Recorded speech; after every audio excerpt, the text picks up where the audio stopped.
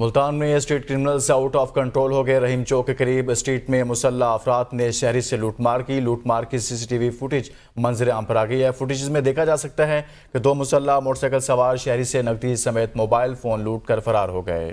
شہروز خان تفصیلات سے آگاہ کریں گے۔ جی شہروز۔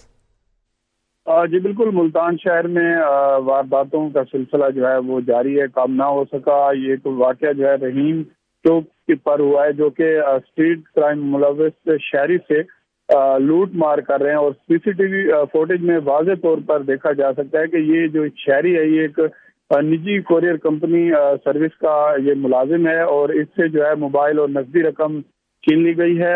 پولیس حکام کا کہنا ہے کہ متاثرہ نجی کوریئر کمپنی ملازم کی درخواست پر نامعلوم جو واردات کرنے والے ہیں ان کے خلاف مقدمہ درج کر لیا گیا ہے، اور سی سی ٹی وی مدد سے جو ہے دونوں ملزمان کو جو ہے جلد گرفتار کر لیا جائے گا۔ لیکن یہاں پر شہری جو ہے وہ بالکل غیر محفوظ ہیں، آئے روز وارداتوں میں مسلسل اضافہ ہوتا جا رہا ہے۔ ملزمان کو جلد گرفتار کر لیا جائے گا۔ بہت شکریہ شہروز خان۔